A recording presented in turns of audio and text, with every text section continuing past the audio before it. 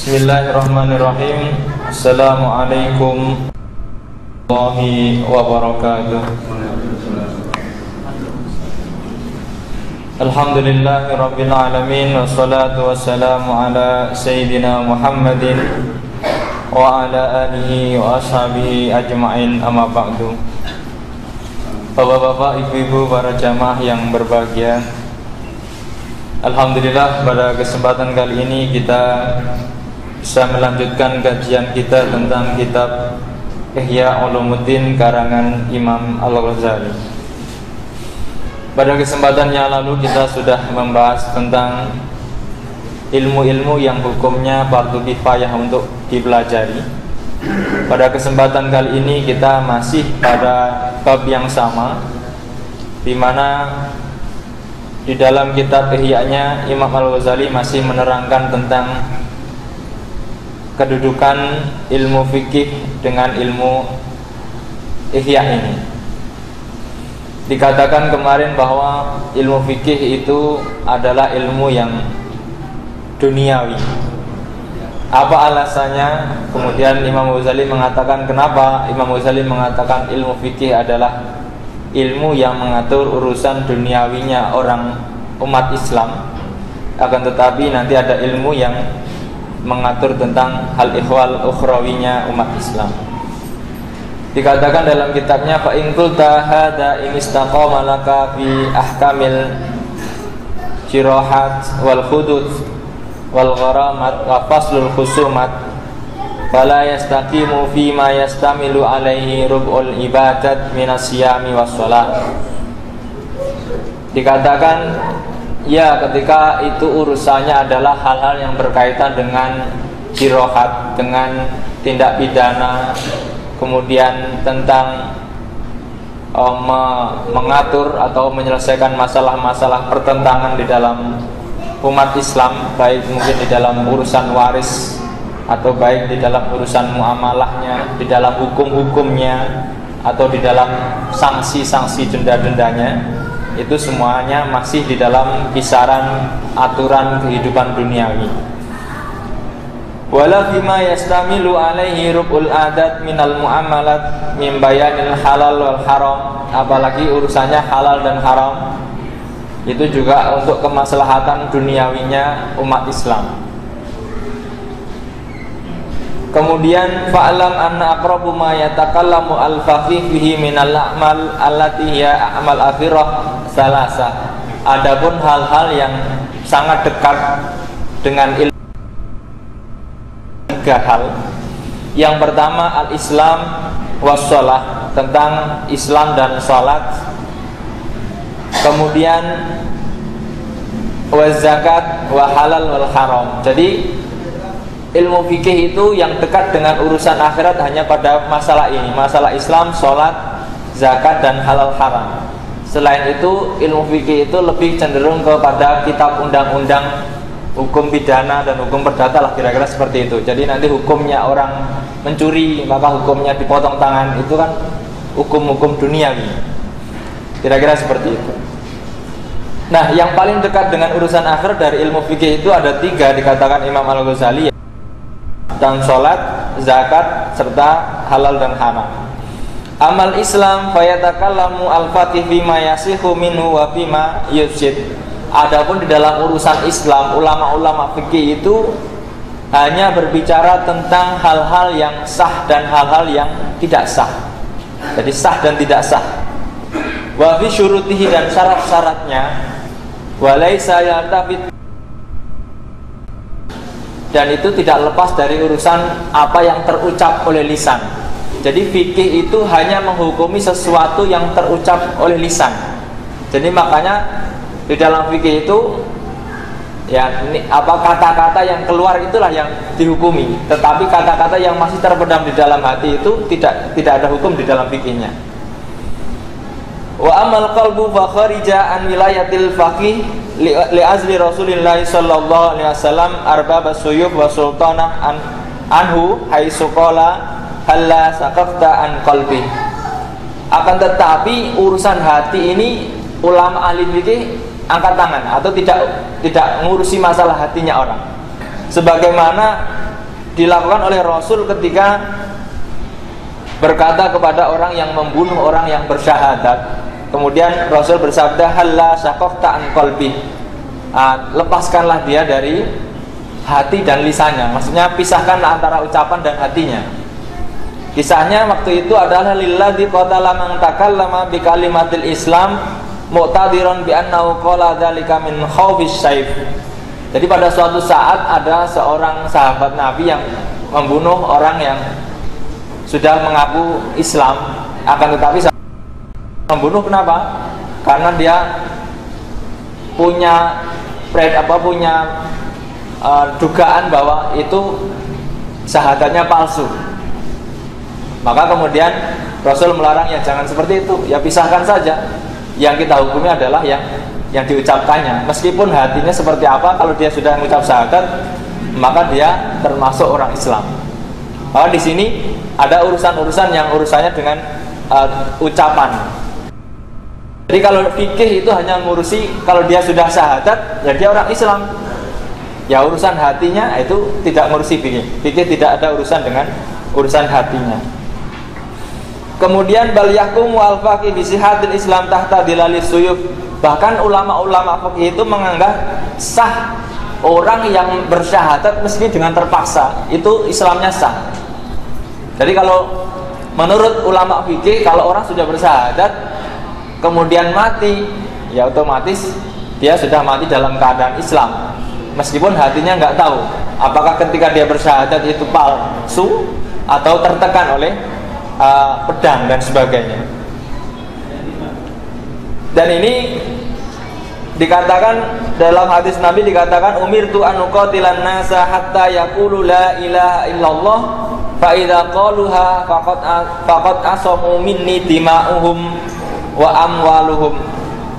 Jadi memang fikih berangkat dari hadis ini. Jadi umirtu an uqatilan nas, saya diperintah untuk memerangi manusia hatta yaqulu la ilaha illallah, sehingga mereka mengucapkan la ilaha illallah atau bersyahadat atau bertauhid. Fa idza qalu, ketika mereka sudah berucap seperti itu, faqad asamu minni dima'ahum wa amwalahum. Jadi ketika sudah mengucapkan la ilaha illallah Muhammadur Rasulullah, maka siapapun dilarang, diharamkan darahnya dan juga hartanya. Jadi kadang-kadang waktu itu dulu ketika umat Islam sedang kuat-kuatnya, jadi ketika invasi itu sebagian orang kan ada yang mungkin masuk Islam karena takut, itu ada. Kemudian ini di hadis ini menguatkan bahwa fikih hanya berkisar pada kalau dia sudah mengucap syahadat, baik dia beneran atau tidak, yaitu masuk pada hukum, ya dia sudah masuk Islam. Sebagaimana nanti fikih yang lain kita akan melihat tentang misalkan tentang pernikahan, tentang talak dan sebagainya. Dia bercanda, dia serius, dia marah-marah, tetap jatuh. Ini namanya hukum-hukum yang berkaitan dengan yang terucap. Dari fikih itu seperti itu. Berbeda dengan nanti di dalam ilmu Ihya Ulumuddin atau ilmu tasawuf. Wa amma shalah fal faqih yafti bisihah idza ata bisuratil. Nah, di dalam sholat misalnya, ulama-ulama fikih itu hanya melihat sholat kita itu kalau syaratnya cukup, sah sholatnya, dan tidak diurus mau khusyuk mau tidak, gitu. Jadi fikih hanya melihat kalau anda sholat seperti ini syaratnya sesuai, sudah sah, dan tidak ada urusan mengurusi anda khusyuk atau tidak. Itu bukan wilayah fikih. Jadi khusyuk itu bukan wilayahnya ulama fikih. Khusyuk itu nanti ulama tasawuf urusannya. Dikatakan wa in kana ghafilan fi jami'i sholatihi min awaliha ila akhiriha masghulan bit tafakkur fi hisabil muamalatihi bisub illa inda takbir wa hadha sholat la tanfa'u illa wa hadhihi sholat la tanfa' fil akhirah.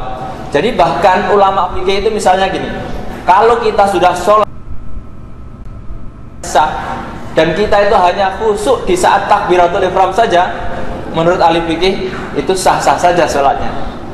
Karena biasanya orang itu khusyuknya ya pas takbiratul ihram saja. Setelah itu biasanya agak melayang, dan itu hampir setiap orang mengalami masalah seperti ini, hanya tinggal kadarnya berapa persen. Maka nanti ketika kita melihat fawailul lil musallin alladzina hum an sholatihim sahun, itu bukan wilayah fikih. Lupa dari sholatnya itu bukan kemudian sholat jalan-jalan, tidak. Akan tetapi dia sholat, tetapi di dalam sholat itu yang dipikirkan adalah dia hitung-hitungan tentang perdagangannya yang tadi, misalnya. Jadi biasanya ketika sholat itu kita ingat sesuatu yang tadi kita cari atau kita lupa, jadi ingat. Nah kadang-kadang disitulah kemudian pikiran-pikiran kita. Nah menurut ulama fikih itu sah saja sholatnya. Akan tetapi kalau menurut ulama-ulama akhirat, ulama-ulama tasawuf itu dikatakan ya tidak sah sholatnya, yaitu ghafil atau lalai. Kemudian dikatakan kama anal qaul bil lisan bil islam la yanfa walakin al faqih yaqti bis sihah ay anna ma fa'alahu hasala bihi imtisala sighatil amri wa qata'a bihi anhu al qatl wa ta'zir. Sebagaimana sahnya ucapan orang tadi syahadat dengan lisannya meskipun dengan hatinya tidak bersyahadat, maka ulama fikih menganggap itu sah. Maka di sini fikih atau ulama fikih hanya menghukumi sesuatu yang tampak secara jelas. Jadi hal-hal yang berhubungan dengan hati, tentang hasud, iri, dengki dan sebagainya itu tidak masuk wilayah fikih. Wa amma zakah, adapun di dalam urusan zakat, fal faqih yang dur ila ma yaqta'u bihi mutalabatu sultan hatta idam tana'a an adaiha fa akhadha sultan qahran hakama bi annahu bari'at dhimmatah. Di dalam zakat misalnya zaman khalifah dulu, jadi ketika orang tidak mau zakat itu maka akan dipaksa oleh kerajaan atau oleh nah, kalau sekarang mungkin kita bahasakan dengan mudah pajak. Pajak itu ya urusannya sebenarnya fikih juga. Jadi ketika dia tidak bayar pajak ya urusan pemerintah yang kemudian memaksa mereka harus bayar pajak dan sebagainya. Maka itu tentu urusan duniawi. Kalau urusan ukhrawi nggak ada paksaan. Ya urusan Anda masing-masing. Anda disuruh khusuk pokoknya ya nggak bisa. Khusuk kalau diperintah. Tak nggak bisa. Ini urusan hati itu, kesadaran itu. Karena hati itu tidak bisa ditekan dan tidak bisa dipaksa. Kemudian di dalam halal haram wa amal halal wal haram fal wara anil haram minad din. Adapun di dalam halal haram ini termasuk urusan. Jadi hal fikih yang masuk urusan agama adalah halal haram. Walakinal wara lahu arba'a maratib, akan tetapi wirai atau menjaga diri ini di dalam hal ini ada empat macam atau 4 tingkatan. Al-ula, yang pertama al-wara' alladhi yustarata fi adalati syahadah wa huwa alladhi yakhruju bi tarkihi an ahliyati syahadah wal qada' wal wilayah wa huwa al-i'tiraz anil haram ad-dhahir. Wirai yang tingkat pertama adalah wirai yang disyaratkan bagi orang-orang yang ingin diizinkan kesaksiannya atau kemudian dianggap sah perwaliannya atau kemudian sah menjadi qadhi atau menghukuminya, yaitu adalah menjaga diri dari sesuatu yang haram secara dohir. Nah, wirai secara dohir itu apa? Menghindari makanan yang haram secara dohir. Ya jelas, makan anjing dihindari, makan babi dihindari, minuman keras dihindari, namanya warok yang zahir. Wasaniyah, adapun wirai yang kedua adalah wara'us sholihin, wirainya orang-orang soleh. Wa huwa at-tauqi minas syubuhat allati yataqabbala fiha al-ihtimalat. Adapun wirainya orang-orang soleh itu sudah naik lagi tingkatannya, yaitu menjaga diri dari hal-hal yang syubhat. Allati yataqabbal fiha al-ihtimalat, yang di situ mengandung kemungkinan-kemungkinan. Syubhat itu misalnya ya sesuatu yang abu-abu lah. Syubhat misalnya makan apa, kita kayak syubhat itu. Barangkali mungkin ada makanan yang asing di telinga kita yang mungkin terbuat dari buaya makan apa misalkan kadal, apalah kira-kira seperti itu yang mungkin tidak jelas nasnya halal atau haram. Ini namanya syubhat. Orang-orang yang soleh biasanya sudah menghindari yang syubhat-syubhat seperti ini.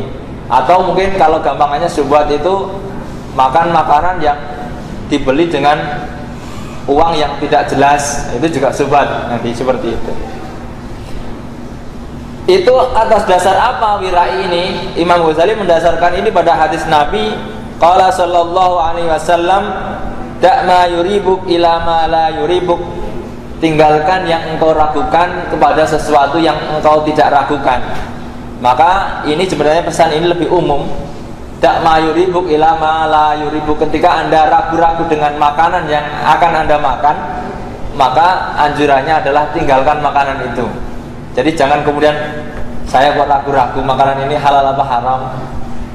Ya sudahlah, lapar makan aja jadi haram.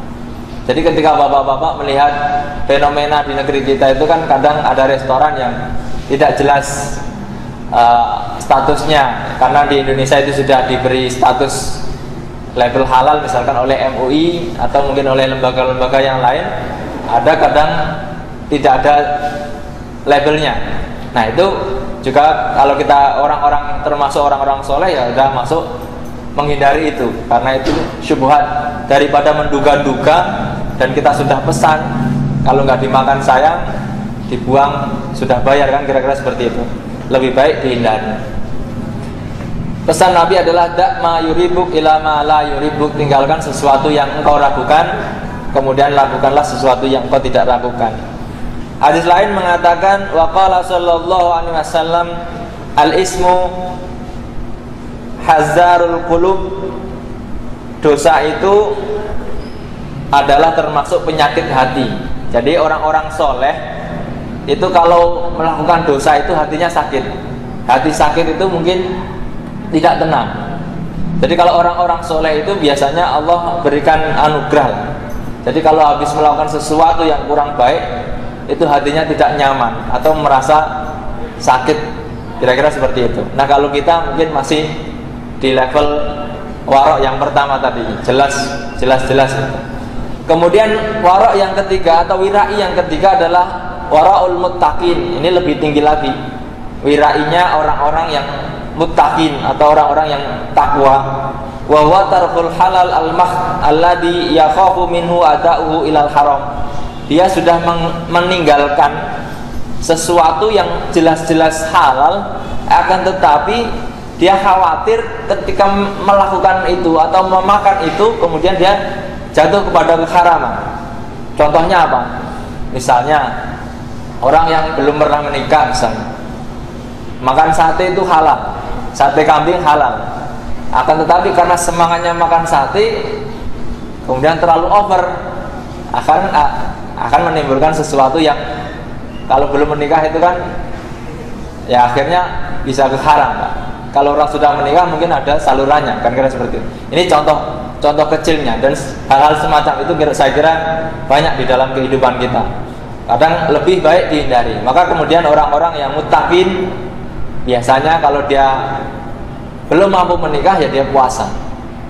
Kan dikatakan dalam hadis kalau kamu mampu menikah, kalau nggak mampu ya puasalah, karena puasa itu benteng dari diri Anda, kan kira-kira seperti itu. Itu bentuk bahwa ketika kita mengkonsumsi makanan-makanan yang cukup energinya, kemudian cukup membuat gairah kita naik, maka ketika kita tidak punya tempat penyalurannya, maka bisa-bisa jatuh kepada sesuatu yang haram. Ini warok tingkatan yang ketiga, waroknya orang-orang muttaqin. Hal demikian ini didasarkan oleh Imam Al-Ghazali pada hadis Nabi yang berbunyi la yakunur rajulu minal muttaqina hatta yada'a ma la ba'sa bihi makhafatan mimma bihi ba'su. Jadi tidak disebut orang yang bertakwa kecuali orang itu sudah meninggalkan sesuatu yang tidak masalah ketika ia melakukannya, akan tetapi kalau dia melakukannya dikhawatirkan masuk ke sesuatu yang berbahaya. Jadi lebih hati-hati lagi. Kalau orang muttaqin itu kehati-hatinya lebih tinggi. Wa dzalika mislu tawarruq Walinas. Contoh lain adalah wirai dari tahadus atau menceritakan keadaan manusia, ngobrol atau menceritakan seseorang. Khifata minal inhiras ilal ghibah. Orang yang pertama-tama mungkin menceritakan seseorang mulai dari baiknya misalnya, itu bisa-bisa saja nanti masuk kepada buruknya juga. Biasanya nggak sadar kalau orang sudah bercerita itu kan nggak ada yang dilepas. Jadi pertama yang diceritakan baik-baiknya, nanti lama-lama kemudian ketika baiknya sudah habis ada kata-kata tapi. Nah biasanya seperti itu. Dan mungkin kita semua itu mengalami hal semacam ini. Dan ini karena tingkatan kita masih tingkatan yang belum sampai di sini. Jadi ya semoga pada suatu saat kita mampu lah untuk menghindari itu. Contohnya gampangannya adalah ya menghindari menceritakan orang secara berlebihan atau terlalu sering menceritakan orang, itu lama-lama juga ke bawah juga ceritanya seperti itu. Nanti masuknya pada ghibah. Sementara ghibah itu diibaratkan dalam hadis ya sebagaimana Anda memakan bangkainya saudara Anda yang busuk. Itu berarti ya betapa buruknya, kan kira seperti itu. Di sisi lain, contoh lain adalah watawaru ani akli syahawat khifata min haijatin nasyad wal badr al muadi ila muqaranatil mahturat. Juga misalnya menghindari memakan makanan terlalu over. Jadi kalau orang makannya banyak, itu biasanya energinya banyak. Dan ketika energinya banyak, ya kadang-kadang yang dilakukan itu juga banyak. Kalau dia tidak bisa menjaga diri, ya bisa masuk pada hal-hal yang kurang baik. Itu adalah wirai yang ketiga. Wirai yang keempat, ar-rabi'ah wara'us shadiqin. Ini tingkatan yang tinggi lagi, adalah wirainya orang-orang atau orang-orang siddiqin atau orang-orang yang sudah di atas muttaqin. Wa huwa al-a'rad amma siwallah khaufan min sarfi sa'atin minal umri ila ma yufidu ziyadatu qurbi indallah. Dia sudah tidak mau atau sudah memalingkan sesuatu selain Allah. Jadi dia ngadepnya kepada Allah. Dan dia takut ketika terlena terus kehilangan Allah pada suatu saat atau suatu sekecil atau sesaat pun dia tidak ingin kehilangan Allah di dalam umurnya, karena takut tidak menambah kedekatannya kepada Allah. Ini sudah tidak bisa kita bayangkan. Jadi barangkali dia sudah ingat Allah selalu dalam keadaan apapun. Kalau makan tetap ingat Allah, bekerja ingat Allah, sholat apalagi ingat Allah, jalan-jalan ingat Allah. Nah kita itu kan jalan-jalan ya jalan-jalan, makan ya makan, sholat ingat Allah ya kadang-kadang enggak, kan seperti itu. Nah, ini masih tingkatan-tingkatan yang lain. Wa in kana ya'lamu yatahaqqaq annahu la yafdi ilal haram, meskipun toh dia sadar betul bahwa ya itu enggak haram, ketika kemudian lupa dengan Allah itu enggak haram. Akan tetapi kalau orang sudah tingkatan seperti itu seperti apa namanya, getun kalau bahasa ininya, apa, sayang gitu. Waktunya itu sayang sekali, waktu itu yang lewat ini tidak diisi oleh tambahan-tambahan kedekatan dengan Allah, sementara waktu itu kan tidak bisa diberhentikan walau sedetik atau diputar kembali walau sedetik. Jadi ketika kita sudah melewati hari ini, maka apa yang kita lakukan hari ini itulah yang kita dapat. Maka orang-orang yang wirainya tinggi itu tidak ingin 24 jam itu terganggu dari hadapannya kepada Allah. Nah, caranya bagaimana? Ya caranya macam-macam. Barangkali dengan zikir selalu, barangkali dengan niat, barangkali dengan cara-cara yang mungkin nanti akan diterangkan di dalam kitab Ihya Ulumuddin.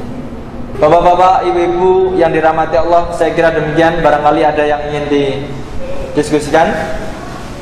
Jika tidak, saya kira saya cukupkan demikian. Kurang lebihnya mohon maaf. Wal afu minkum billahi taufiq wal hidayah.